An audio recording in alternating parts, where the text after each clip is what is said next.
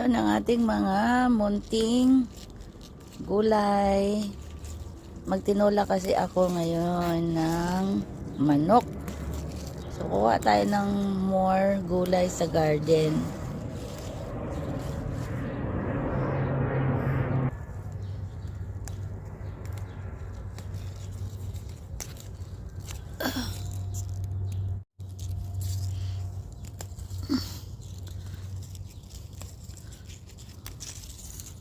Ayan, oh, dami na siyang bunga.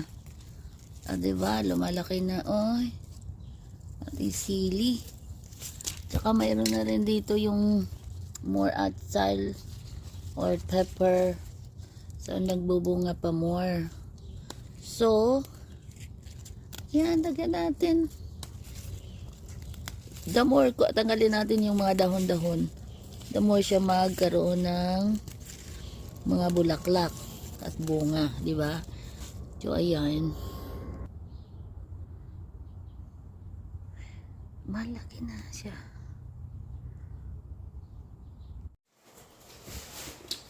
Satan, yung ating malunggay, ayan o.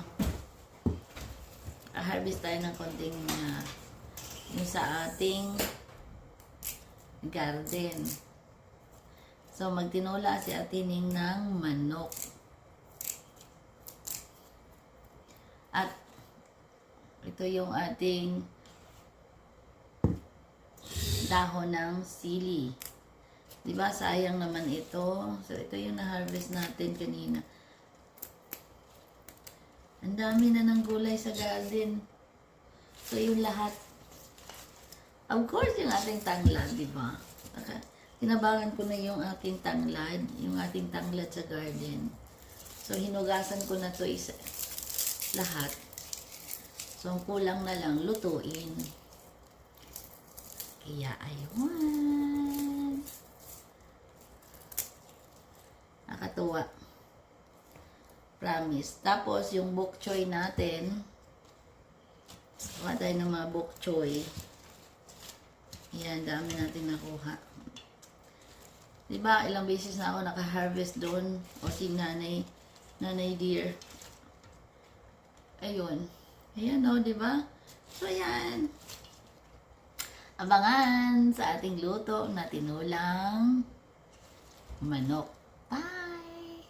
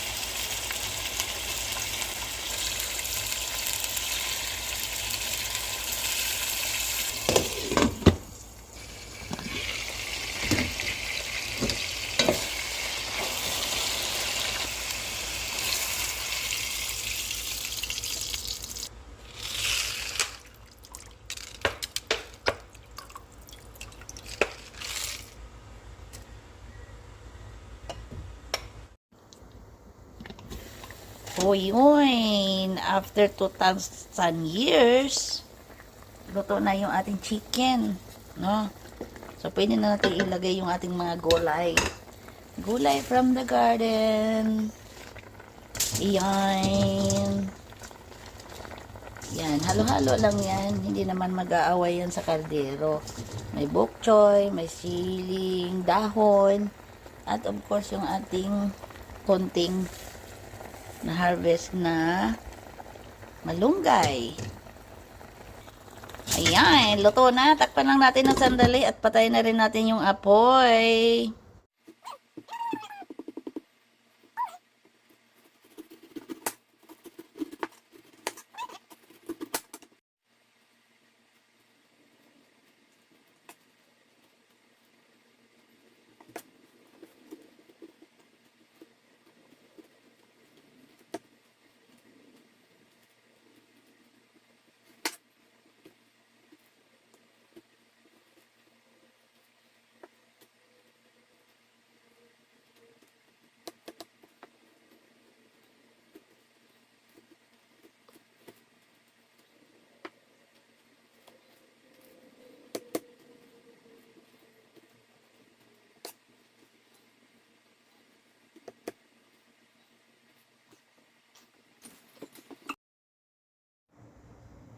Yan yung ating ano.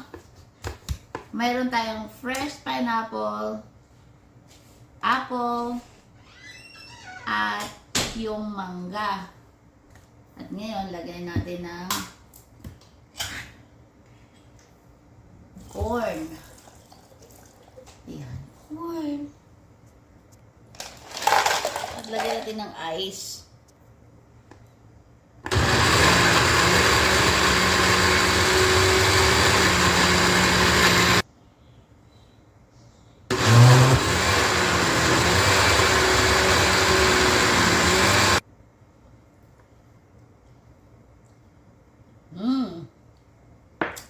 Sarap. So, bali ice lang ata.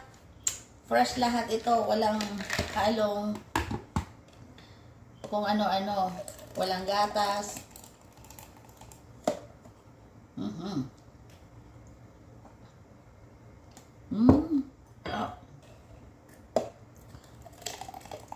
At ice.